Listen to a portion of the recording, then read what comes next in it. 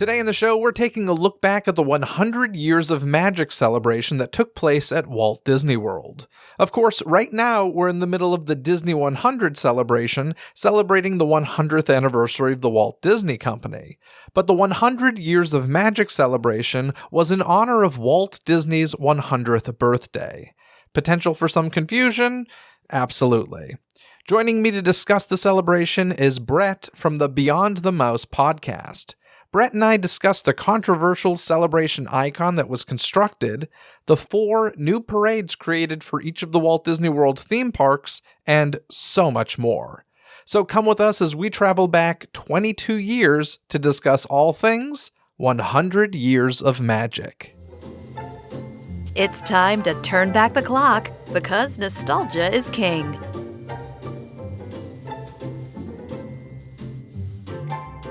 Welcome to the show, Brett from the Beyond the Mouse podcast. Brett, thank you so much for being here. Oh, it's an absolute pleasure. Thank you so much. I've been a listener, a follower, and a fan for so much, for a long time. So thank you. Thank you so much. We're going to go back in time today, which is one of my favorite kinds of episodes. We're going back in time to 2001 to take a look at the 100 Years of Magic celebration that took place at Walt Disney World. Of course, this is not to be confused with the current Disney 100 celebration happening at the Disneyland Resort and beyond. Of course, this current Disney 100 celebration is celebrating the 100th anniversary of the Walt Disney Company, but 100 Years of Magic was all about celebrating the 100th anniversary of Walt Disney's birth. 100 Years of Magic kicked off at Walt Disney World on October 1st, 2001, which is actually the 30th anniversary of Walt Disney World, and lasted through February of 2003. So it was a 17-month-long celebration, and of course, between those dates fell Walt Disney's 100th birthday on December 5th, 2001. Now, Brett, do you remember this celebration at Walt Disney World, and did you get a chance to experience it in person by any chance? Yes, I did. I was doing a little bit of research and preparation, and just a flood of wonderful Disney memories came back. Yeah, I as well remember this. And I don't know when in the celebration I would have gone. It certainly wouldn't have been the opening month or anything. But I remember this quite vividly. And even as a kid, let me think, 2001, I would have been 19, I guess, 19 years old. And at that point, I was definitely diving deep into Walt Disney history. Sure. Mm-hmm. So I definitely loved this celebration and loved the whole reasoning behind it. But the focus of the celebration was at Disney-MGM Studios, which of course these days is Disney's Hollywood Studios. And, I know some people have issues with that park. It's always had a very soft spot in my heart.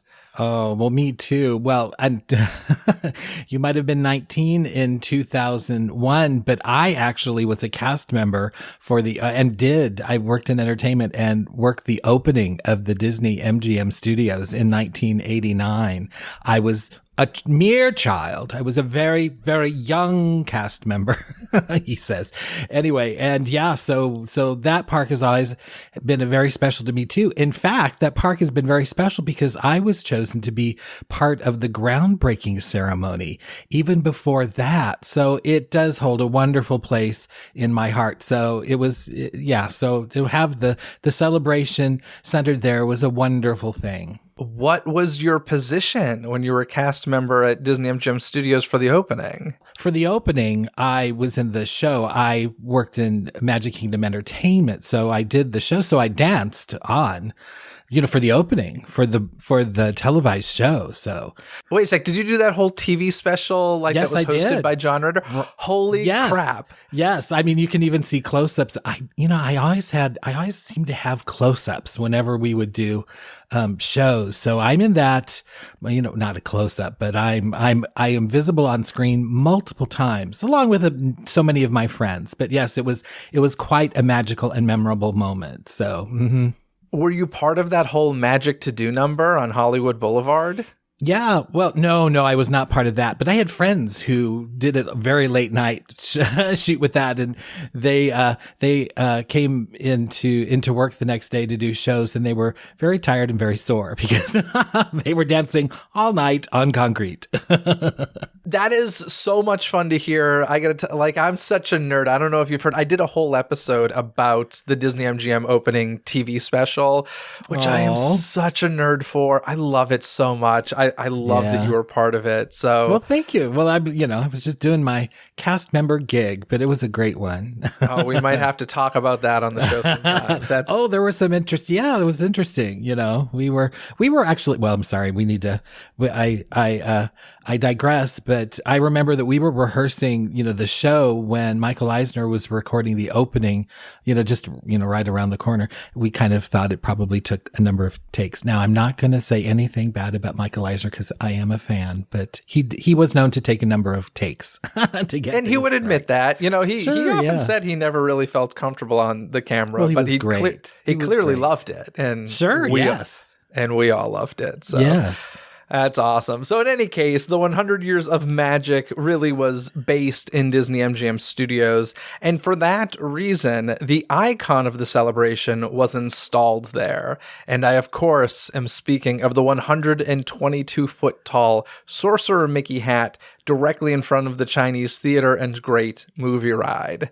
Now, this was quite polarizing. Even at the time of it being installed, I remember lots of opinions. I'm curious where you stand on this. I think it was wonderful. It was a wonderful idea to start off the celebration. I think because of its massive scale, it might have overstayed its welcome, to my way of thinking. It never went away after the celebration. Well, it eventually did, but yeah. I thought it was great. You have this amazing building at the end, the Chinese Theater, which sort of sets the mood for the entire experience there. And there's this big hat in front of it, but there was there for a special reason, at least initially.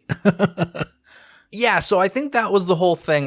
That's a good way of putting it. It was initially meant to be outside of the park. Did you know this? Really? Well, that would have been nice.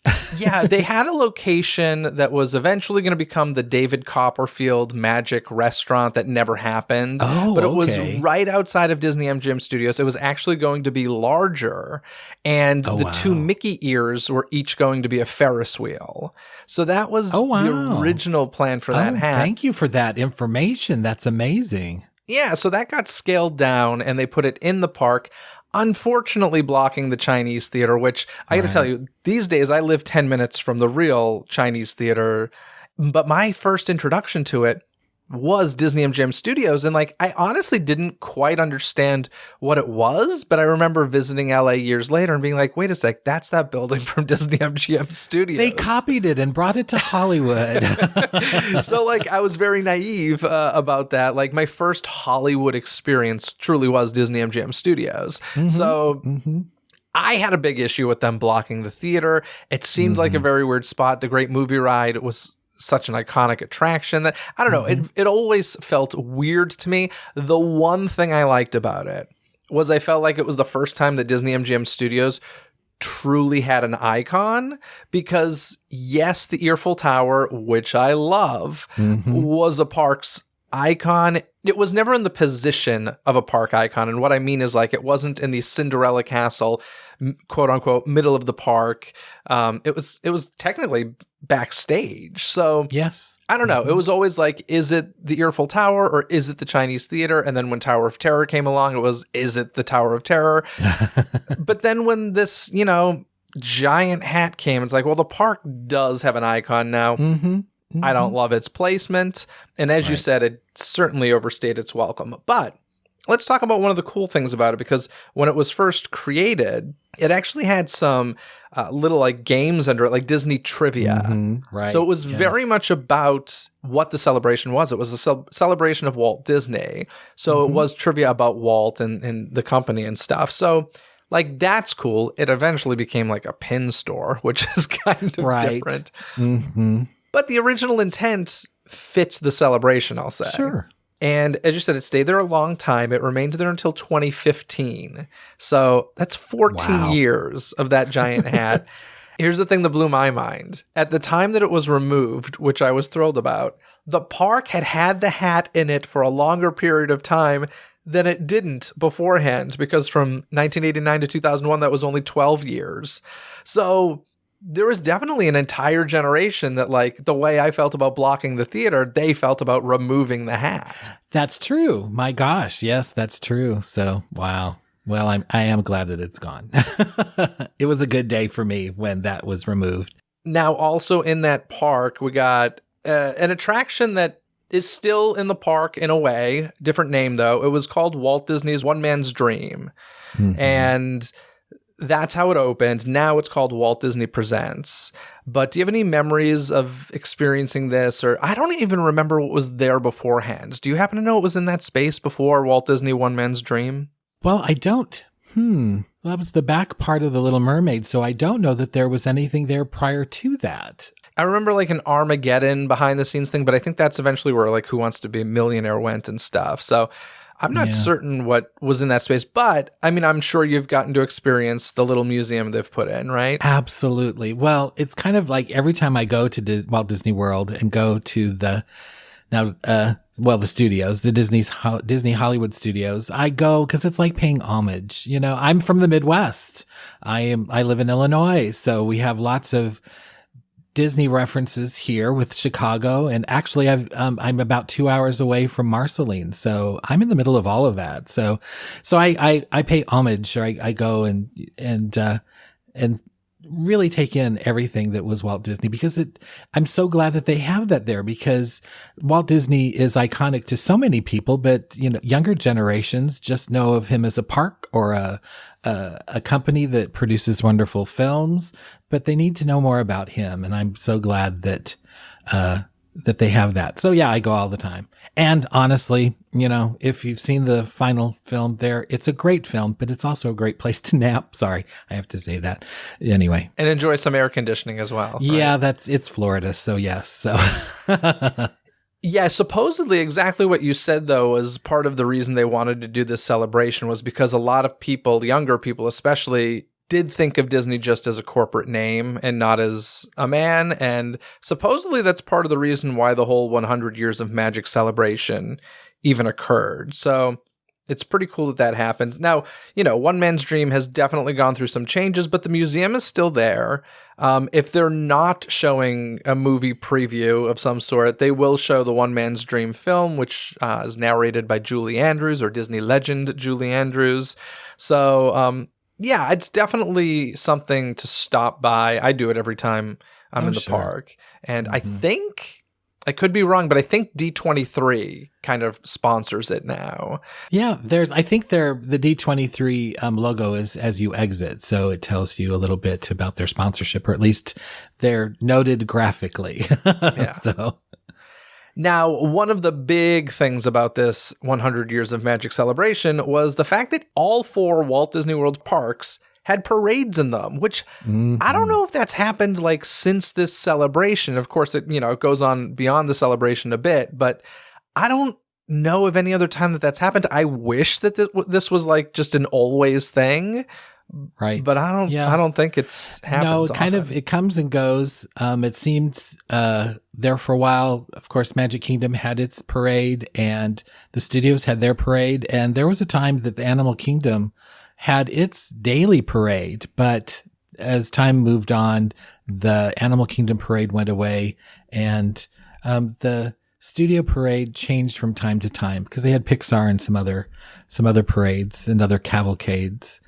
I know that some of these parks were not built with parades in mind. So like, I think that's an issue at Disney's Animal Kingdom. And we'll talk about this as we go through the parade. You can tell some are just smaller scale.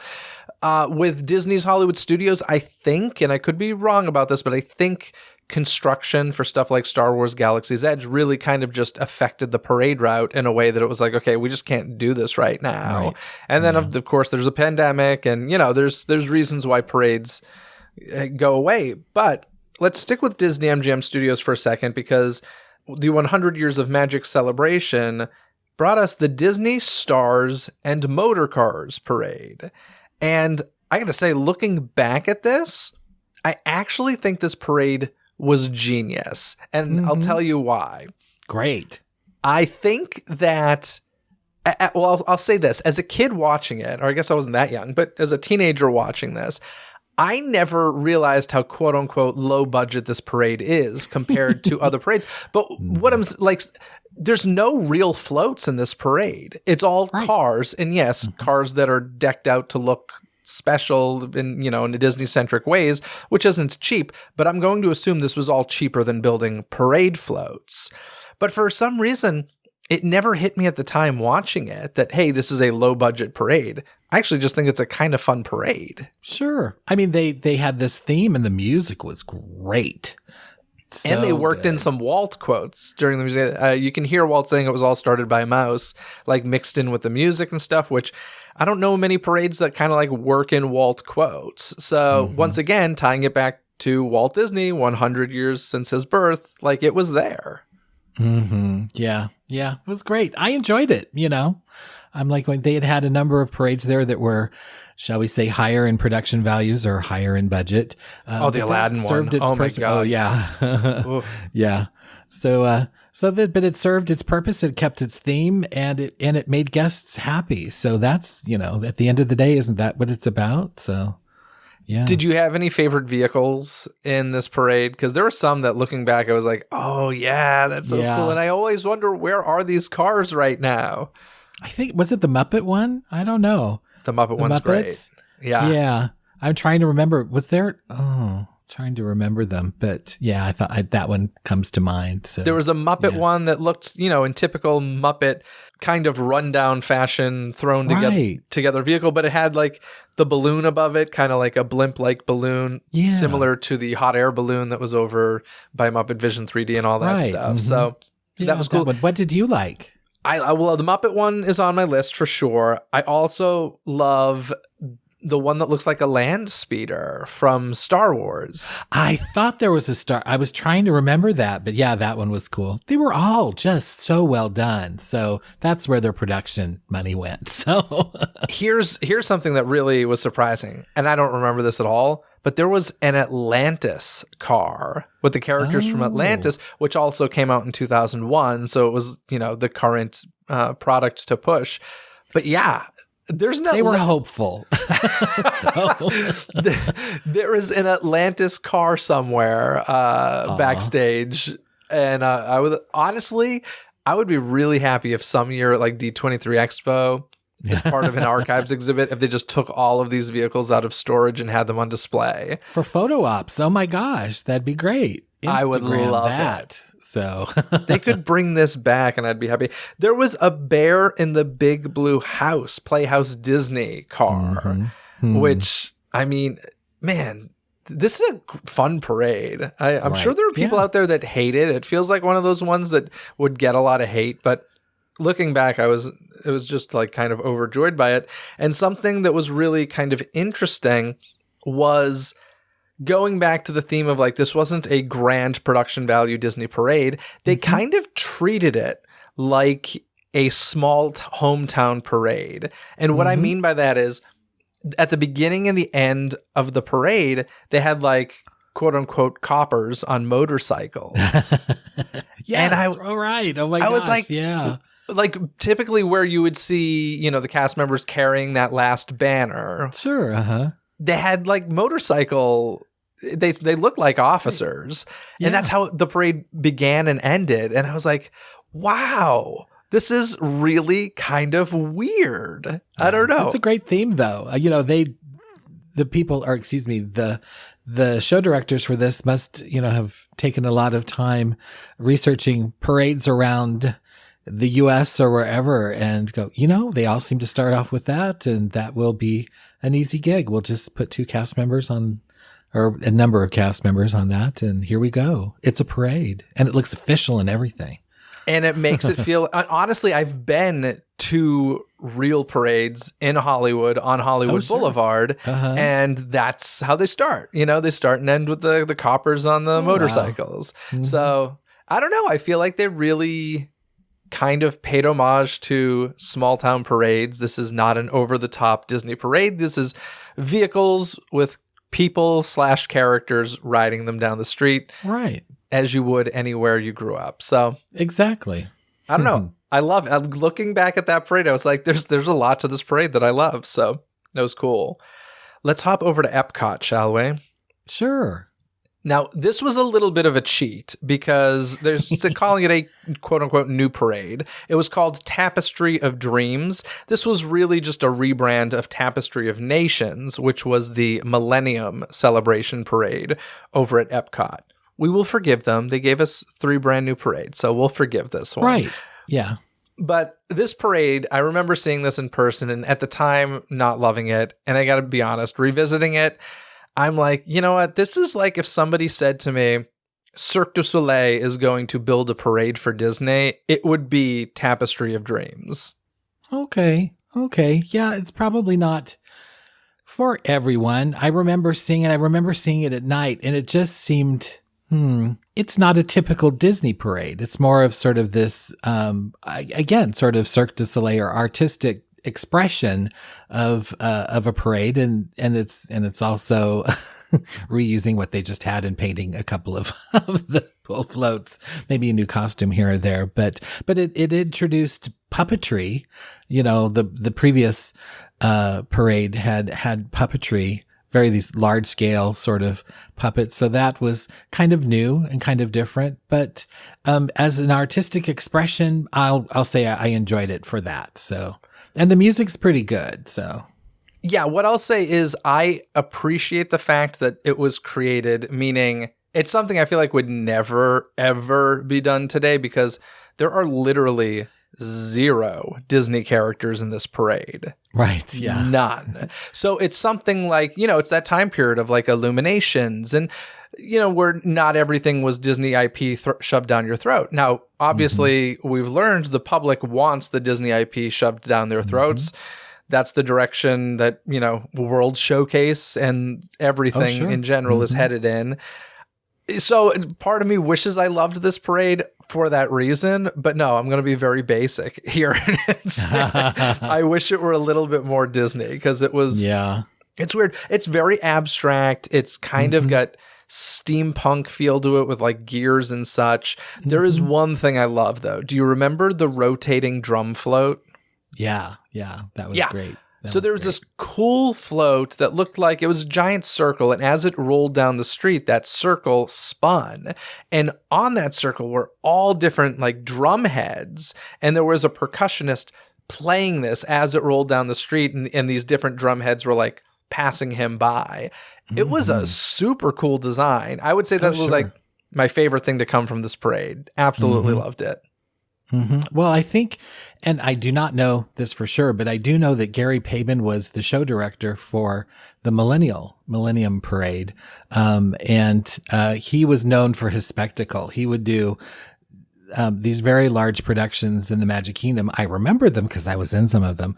But when I found out that he was doing that, I'm like going, it's going to be big because he was well known to have, big production values, and he was of the Busby Berkeley area.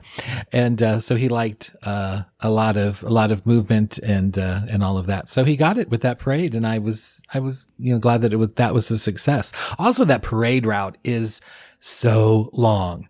So you would have to be very careful when they are choreographing that because it's just so long. I mean, it starts over like by Mexico, and I did a couple of parades there for special, like for an inauguration or something. So I just know that it was rather endless. So that sort of probably comes into play too, as far as why there maybe weren't dancers in that. There were more the puppeteers doing that sort of thing. So that just probably came into the mix of creating that. But it was a nice way for them to save a little bit of money. So, and I'm sure it still thrilled people. So that's a good thing. Yeah, I don't remember if a parade was typical in that park before. No, no, not before. I don't even think. I think the Millennium Celebration was one of the first times that they had that, just because the logistics of World Showcase and and the logistics of getting parade performers from one place to another. I mean, when we did, I think the inaugural parade. I think that it went like all the way around. I don't know with these parades if they, started in Mexico and ended in Mexico. I don't really recall that, but yeah. So that's that. Yeah. Maybe not everyone loved it, but I did, and it stuck around. So it did stick around for quite some time because, as we said, it was created from the Millennium, bled into 100 Years of Magic, and I think even went a bit beyond that. So it did its job, right? And Sure. I'm always up for a parade, so that's a Sure. good thing. Sticking with the puppet theme, though, let's hop over to Disney's Animal Kingdom theme park, because this is where they brought us Mickey's Jammin' Jungle Parade for the 100 Years of Magic. And this also had a lot of like puppetry work, kind of in the whole realm of, The Lion King on Broadway. Mhm. And this is a fun parade, but like I was saying before, this is a park that really feels like it was not built for a parade. Right? Yeah. I mean, I don't know where is Main Street? Where do you stand? I mean, I recall looking or watching parts of it, but I was doing, I'm not one who stays a long amount of time at Animal Kingdom. I'm kind of like a morning person and out. So I probably just saw part of this at one time, but it had great music. So Yeah, I was trying to remember whether or not I'd seen this in person. I feel like I did once, and I do feel like I remember like cast members being like, "Stay behind the line," like it was because it was a tight squeeze sort Right. of thing. Mhm. But they built floats, and there were small floats, bigger than just a car, like at Disney-MGM Studios, but still pretty small floats. But something interesting with this one was, there were guests invited on the floats. So a lot of these floats had park guests on there waving, which I think is always like a thrill for people. I feel like they should do this more often. Yeah, it's audience participation is a great thing, So imagine when you go home to your family and friends and all this, we were in a parade at Walt Disney World, that's a great selling point. Well, I want to go to Disney World and I want to be in a parade. Well, you too, it can happen to you. Return sales? I don't know. Using this as a sales tool? Well, interesting. And this was before social media. So just imagine today if they focused an entire Exactly. parade on, guests being part of it.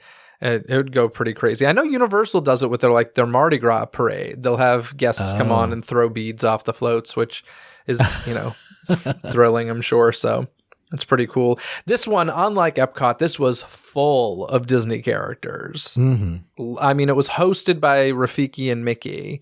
They had all the classics, and then basically Turk from Tarzan was on there. Mm-hmm. Was it Turk? What was Rosie O'Donnell's character's name? I think so. I think that's correct. Yeah. That character was part of the parade, and any basically animal they could fit in was there. And I don't think we've had a parade in Disney's Animal Kingdom since this. I would love to see something come back, but I understand, if a park's not built for it, it's not built for it. Yeah. And I'm sure it was problematic for the cast members dealing with crowds in that park. But let's hop over to Magic Kingdom, because this is where the biggie comes, the Share a Dream Come True Parade. Now, this is the classic snow globe parade that went through several different names, but it started as the Share a Dream Come True Parade as part of the 100 Years of Magic celebration. And gosh, I remember seeing like commercials for this and just loving the concept of like massive snow globes with the characters inside. Yeah. Yes. I'm like going, having friends in entertainment and being friends with Cinderella and, and Mickey Mouse and some of their friends, it sort of gave me a slight panic attack. But I'm like going, visually and as from the guest perspective, so interesting and gorgeous and fun and, just full of joy. You mean because of like claustrophobia, it freaked you out? Yeah, well, I'm like going, phobia on top of claustrophobia. I don't know. I just wanted to make sure they had something that they could breathe. And I don't know if there was extra air in there or not. I should check with some friends who might know, but I do not know. Well, they had the fans blowing so that the glitter could be blowing around the characters. Yeah, okay. So I'm sure that there Well, there were effects that caused air, so I'm sure that Cinderella never was wheezing at all. So, maybe. Hey, who knows? Maybe they were lucky and they were like air conditioned. I don't know. Well, I think at some point they came off though, so I think whatever it was, they were probably Mickey and Minnie and everyone, and were probably happy that they were no longer encased in glass or glass-looking materials. So one of the stories I heard is that this was actually a big promotion for a merchandise push because they were making a bunch of snow globes. Or maybe the parade idea came first and then merch was like, oh my gosh, we can make snow globes like that people can take home with them. Yeah. Snow globes have always been a wonderful souvenir. And, so let's do a parade about, our take-home gift. Here's the problem. This opened in October of 2001. The month before, September 11th, 2001. Travel stopped, but more so. On top of that, the bringing of water on airplanes was a big no-no. This was a new rule with the TSA that, you couldn't bring any liquids on the planes except for very, very small amounts. So when people were buying these snow globes and being refused at, trying to get through the airport, apparently, these did not sell the way that they expected. I think that there was at some point, probably not soon enough for merchandise, but there were dispensations or sort of accommodations for snow globes, or at least I remember being in the parks and wherever there were snow globes on sale that there was like a note, something about TSA or make arrangements or something, or anyway. So interesting. I didn't realize that. That's really funny. But yeah, I mean, what a great idea though, right? Like make a parade float look like a snow globe, go buy that snow globe. Like it just makes sense. But then of course, and listen, far worse things happen than Disney not selling snow globes. But still, it's just one of those things where I can imagine being that person who is like, I just had a stroke of genius. Forget it. It's all gone out the window. Remember that snow globe idea? Uh-huh. It's going away. So now, do you remember, I think it was the first quote unquote character that we saw in this parade? Was it Walt? It was Walt Disney. Oh my gosh. Yeah, it was Walt sketching because he did that all the time. Yeah.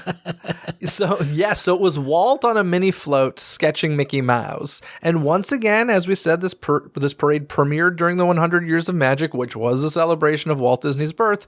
So they did work it into that. And I love that. And even as the parade went through its different iterations, they still kept this character. I just remember seeing this and being like, what, are you kidding? I couldn't believe I am the guy who has been advocating for years for a Walt Disney audio animatronic figure, which supposedly will never happen because promises were made, but who knows? Okay. But there's a hologram now.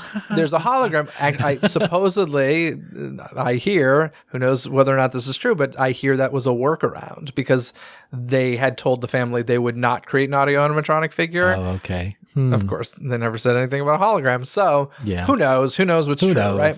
Right. But it sounds logical. But in any case, I was really shocked to see a young actor portraying a young Walt in a parade. Like, this shocked me, and I loved it. Right. So charming. So charming. You're celebrating Walt's birthday, so why not do it with Walt there? Yeah. Now, this parade had a bunch of cool floats. One of my favorites had to be the Villains one, which I believe folks can still see these days as in the Boo to You parade, if I'm remembering correctly. Yes, that had a snow globe in it. So, Well, in the snow globe for this villain float was the evil queen from Snow White. And at certain points of the parade, the whole float would start spinning. And the evil queen transformed from her beautiful self into the witch in a very Oh my like phantasmic gosh. sort of fashion. So Wow. I don't yeah. remember that. I guess I didn't see that part. Well, now I have to go to YouTube now, see if it's there. So Yeah, another thing that this parade had that I love. I love fog. I think I've talked about this in the show, but I just love the use of theatrical fog. And the final float was, I believe it was Cinderella Castle inside of the snow globe, but it was like, on clouds, and the float was clouds. And so they had low-lying fog rolling off of this float, which Aw. was just so beautiful. And I was like, oh, the second there's a budget cut, that's the first thing to go. yeah. I'm like, But for the time being, it's beautiful. I love it. Right. And this parade would go on. It would live long past the 100 Years of Magic. In 2006, it would be renamed to Disney's Dream Come True Parade. And in 2009, it became Celebrate a Dream Come True. And then I think after it ended, the next thing was Festival of Fantasy, right? Yes. Yeah. Yeah. At long last, a new parade. So- Yeah. Yeah, this snow globe parade lasted for a very long time. As you said, at some point, the actual globes went away. But it was one of those things that, every time they'd announce a new Magic Kingdom parade, we're like, is it really? And it wasn't, which is why I think Festival of Fantasy, it took like 14 years to get. So it was a very big deal when that came along.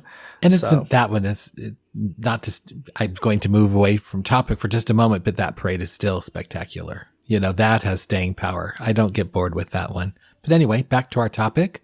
Cool. Now, also, along with the celebration, the Walt Disney World opened some new attractions.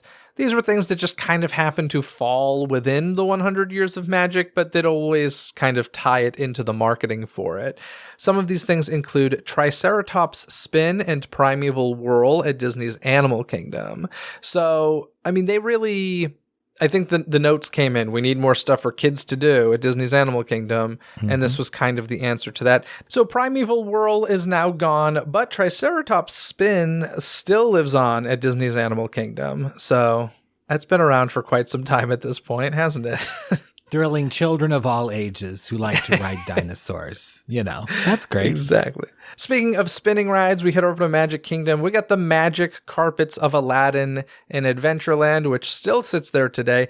I gotta be honest, I don't know if I ever have ridden it. I have never ridden it either, but I have received spit or spittle. I was spat upon by walking by, and those deranged camels that live there. Oh my gosh! And of course, you know where those camels came from, right? Did they come from the parade? They did. Wow. Yeah. Those spitting camel had their own float in the what was it called? The Aladdin Caravan.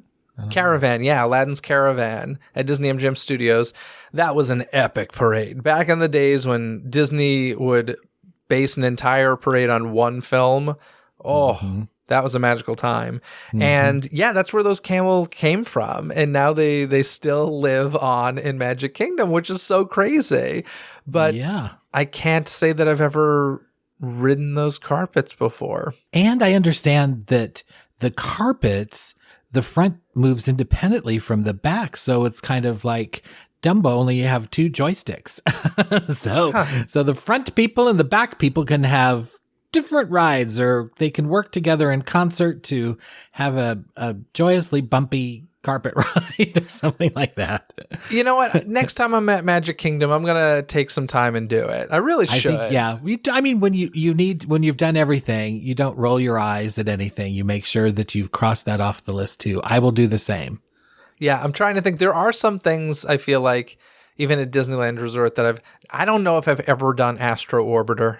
Apparently, I don't like spinning rides. That's what it comes down to. Yeah, I don't know that I've done Astro Orbiter. I've done the other when it was a little bit further up. I did that. Yeah. It's a great way to dry your hair on a rainy day. But anyway, so but yeah. Also at Magic Kingdom, we got Cinderella's Surprise Celebration, which was a show in front of the castle. And those are always super popular. I always like them because if you don't want to wait to meet characters, that's why I love parades too. I'm like, listen, you can still experience the characters and not have to wait in a line to meet them and say hello. So I'm always up for a good castle show. Over at Disney-MGM Studios, they brought us Playhouse Disney live on stage, as well as Who Wants to Be a Millionaire? Play It. All of that came as part of the Disney, the 100 Years of Magic celebration. Well, So- I've got to tell you that with Who Wants to Be a Millionaire, Play It. Now, I was in the audience for a number of times, but I actually made it on stage. Yay! Yes. So I didn't stay there long, but actually, I don't know. I don't know how many levels I got to, but it was a really, really, really, really tough question. I think I made it 6 or 7 or 8 levels or something like that. And for each level, when you leave, you know, your gifts, I didn't win anything big, but I did win a hat for a certain level and multiple pins for each, 1,000 or whatever level. So I came back with a new hat and multiple pins from that experience, but it was cool. I mean, when the spotlight goes on you when you've won, there's kind of like this trial run, and then it's you, and then come on down, and there you are, and yeah, it was fun. I enjoyed. I can remember doing it at Disney-MGM Studios as well as at Disney California Adventure, and I just remember I never got on stage or anything like that, but I remember sitting in the audience and like heart pounding along with that music. I was like, holy crap. Yeah. Like this is intense. And I can't even imagine like the real life playing for hundreds of thousands of dollars pressure it must be. But I thought one of the cutest gags with that attraction was, so in the television show, there's the phone a friend where you can call somebody, but in the Disney parks, it was basically phone a stranger, because I think they would ring the front gate, right? Somebody at like... I think so, yeah. Yeah, at the front gate. And they would randomly pick a guest walking by to be your phone a stranger. Yeah. And I always thought that was a really clever workaround for that attraction. Yeah. So yeah. I didn't use any of my... Oh, your lifelines? My lifelines? I should have, clearly, by the end there. But yeah, the question I got out on was something about furniture, about chairs, and it was a specific kind of chair, and I got it wrong. And when I left, there was someone who was in the audience who said, I'm an interior designer and I got that question wrong. And I'm like, I felt better. So they went from easy to very hard, there at the end. So I think the producers or, the show directors there said, he's not doing it. So let's get someone else. So I don't know. I'm sure it was it was a contest. So I'm sure it was entirely on the up and up, but so it was the furniture category that got me out. So Disney Cruise Line were giving away too many free cruises, and they're like, okay, we need a week of no winners, please. Put in the tough questions. Yeah. Also, as part of the marketing for 100 Years of Magic, McDonald's had a parade of Happy Meals toys. And what they mean by a parade is 100 toys celebrating 100 Years of Magic. So you could go to McDonald's and, it was a pretty short window. It was like a 6-week thing. So like, I don't know how you could collect all these toys. I do remember also the 101 Dalmatians that they gave away as part of Happy Meals. So, I mean, that's a lot of toys. 100 Happy Meal toys. That's a lot of McDonald's you're eating. For Disney fans too, and if Disney fans are collectors, they want them all. So. Yes. So what they did make attainable was, instead of having to buy 100 Happy Meals and hoping you get a different one each time, they did have 4 glasses, like water glasses, that you could purchase, one representing each park. I think I have these. I think they're away in a box somewhere, but yeah, I think I have them. I have them too. I don't know where they are now, but I succumb to both McDonald's and collecting glasses for Disney parks. So yeah, McDonald's got in on the game with 100 Years of Magic. I do want to talk a second about 100 Years of Magic versus this current Disney 100, which is sometimes referred to as 100 Years of Wonder. Now, I don't know if this is true or not, but I heard 100 Years of Wonder was very much a Chapek thing, and that like Bob Iger isn't a huge fan of it, so they refer to it more as Disney 100 than 100 Years of Wonder. No idea how true or false that statement is. Regardless, the 100 Years of Wonder is celebrating, as we said, the Walt Disney Company. 100 Years of Magic celebrated the birth of Walt Disney.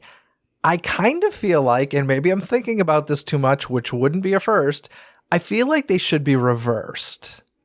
Because I feel like Walt is the one who wondered and created the magic, right? So 100 years of wonder, I think, is more fitting for a celebration about Walt Disney, whereas 100 years of magic is more fitting for the company that, created the magic for 100 years.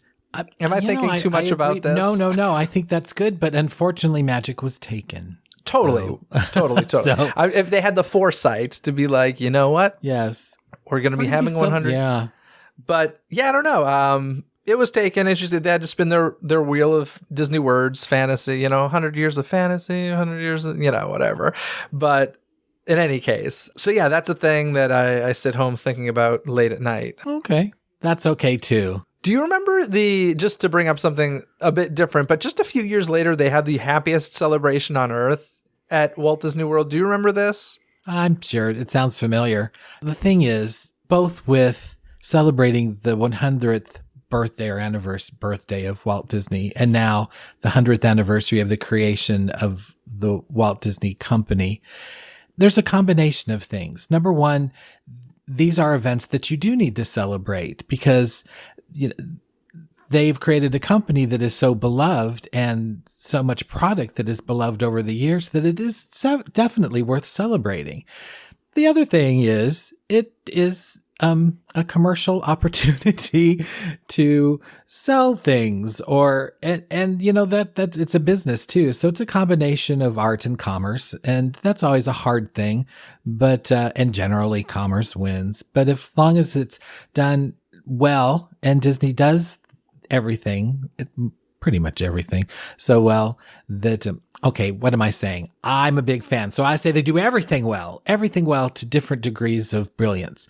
And so if you're going to come up with a new theme, or this year we're going to celebrate this, or we're going to celebrate that, I don't have a problem with that. So anyway, I'm off my soapbox about that. But I was just thinking about that. It is something anytime there is any sort of celebration of an anniversary or something, I'm for it. It usually brings more entertainment or more parks or more visuals, a new color scheme, something to entice audiences and park visitors back. So I think that's a good thing. So we have reached a point, and I don't know when this started, but we've definitely reached a point where there always needs to be a celebration going on. Always. So like it used to be about, hey, it's an anniversary, or something like legitimate was going on to celebrate. But then, I mean, there's legitimately a department now whose job it is to like figure out what are we going to celebrate. So like when it's an off year, when it's not a part, well, granted, Disney has done so much at this point that there's always an anniversary of some sort to celebrate, right? But on top of that, if there's nothing big enough, it's like, what are we going to do? Okay, Year of a Million Dreams? Yeah, that could work. But yeah, so they kind of, their entire marketing campaign is based on a celebration of some sort. So when a 100 comes along, you bet your bottom dollar they're going to celebrate it. It is a little weird though, because like right now, Walt Disney World is still celebrating its 50th, which is why the 100th currently is based at Disneyland. But yeah, I don't know. There's a lot going on when it comes to Disney anniversaries. Well, especially, that the 50th coincides at the tail end of the 50th, which they determined to be, from October to March, a year and a half later, a year and 4 months later, 3 months later. So, they did it to themselves. But this way they can segue, from a 50th celebration right into even a bigger celebration of Disney 100. So, yeah, you thought the 50th was big. Come back for the 100th, Yeah, but then people are like, what happened in the last 50 years? Like, I do think there's great potential for confusion, right? Like, we're Disney nerds. Sure, we get it. But like, that's honestly why I wanted to do this episode, because people are always like, wait a sec, Disney 100, I remember 100 years of magic. What was that? And then on top of that, like, we've got another big 100 coming up in 5 years. Do you know what that is? Oh my gosh. So 2028. Oh yeah, sure. Mickey Mouse? Yeah, Mickey turns 100 in 2028. So in 5 years, we've got another big 100 to celebrate. And then, pretty much soon after this Disney 100 ends in 2020, so Disney 100 will end in 2024. In 2025, we're celebrating 70 years of Disneyland. So it's going to be, they're going to do, maybe they'll hold off for a huge 75th. I don't know. But like, if they do a big 70-year Disneyland celebration after having just come off of Disney 100, like, I get it. There's confusion, right? But oversaturation of celebrations. I don't know. Yeah. It's like, in Alice in Wonderland, there's the Very Merry Unbirthday. It's like there are no unbirthdays when it comes to Disney days. Now there's always some legitimate celebration going on, it seems. Perhaps a park palate cleanser of year. I don't know. We're celebrating nothing this year. Honestly, I kind of love that. I say that about a lot of things. I wish like cities would be like, hey, we're going to go through a year of zero construction in the city. Like, just enjoy the city for what it is. Yeah. Because I'm sick of looking at construction with Disney parks. I'd be like, I'm good with a year of just Disneyland. Like, hey, Disneyland's here. It exists. Come enjoy the park. No extra colors added to the castle or anything. But of course, listen, we're privileged people who get to visit the parks. That's and those true. people who are going for their one life, their lifetime visit. Sure. They want to celebrate, as they should. So I get it. But I do want to hit on real quickly just on in 2005, the happiest celebration on Earth, because talk about confusing. The happiest celebration on Earth was about celebrating Disneyland's 50th anniversary, but like they did it at Walt Disney World, a big chunk of it, because what they did was they brought attractions from the parks around the world to Walt Disney World. So they brought Cinderellabration from Tokyo Disneyland to Magic Kingdom, which was a castle stage show. They brought Soarin' from Disney California Adventure over to EPCOT, and they brought the Lights, Motors, Action Extreme Stunt Show from the Walt Disney Studios Park in Disneyland Paris to Disney-MGM Studios. Nothing from Hong Kong because it just opened that same year. And of course, Shanghai was way in the future. But like, I loved this concept of bringing stuff from the Disney parks around the world to Walt Disney World. And although I will never forgive the Lights, Motors, Action stunt show for bulldozing Residential Street. Sorry, it's just never going to happen. But yeah, well, yeah. In fact, I never saw that Lights, Motors, Action. I never did. Oh, it was really good. Yeah. I'll say it was I think it's hard to create a stunt show these days with stuff that people haven't seen. And I think that like Universal Studios Hollywood did it well with Waterworld, which is running 20 plus years strong at Universal Studios Hollywood. I think Lights, Motors, Action, we'd never seen a stunt show with car chases in it. Like, and I think what they did was quite impressive. I'm still I just won't get over what we lost for it. Right. I think that's probably, it was my protest to never see it because of what went away. Yeah. I'm still dreaming about Streets of America and will not forgive Galaxy's Edge for that. But hey, the Disney parks are not a museum, right? They're not a museum. They can change and grow. Anywho, Brett, this was a lot of fun looking back at the 100 years of magic. Folks listening, I hope you're a little less confused about 100 years of magic versus Disney 100. And Brett, is there anything you'd like to plug before we get out of here? Oh, well, sure. Well, thank you so much, Jeff. This has been great fun, and it's been great memories. And anytime I can talk about Disney or Disney memories, it makes me very happy, and I'm glad to share that. But I am part of Beyond the Mouse podcast, and we have a trio of 3 hosts.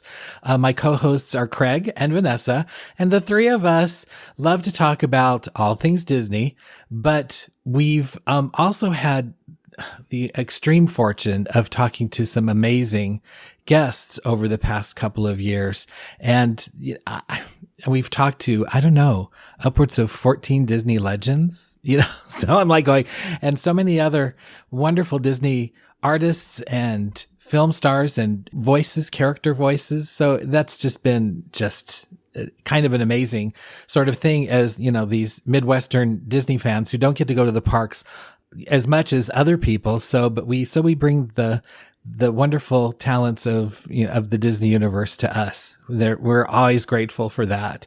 But we're available on social media. We're Beyond the Mouse Pod on Instagram and Beyond Mouse on Twitter, and on Facebook we are Beyond the Mouse Facebook page, and we also have Beyond the Mouse Podcast Pals, which is a great place where we can have lots of fun and discuss with all things Disney. It's a Disney safe space. So, but yeah, so please give us a listen. We're on, any place you can find a podcast. And on March 17th, we celebrated our 200th episode with a very special guest, a friend of the podcast, as we'd like to say, someone who's been on our podcast before, Yvette Nicole Brown, and she was great fun. So we have all kinds of guests. We sometimes have celebrities, but sometimes we just talk Disney or talk about trip reports or anything Disney. So please join us on Beyond the Mouse Podcast. Thanks for letting me talk to you about that. Yeah, of course, Brett. Thank you so much for coming on the show. I really appreciate it. This was fun. Thank you.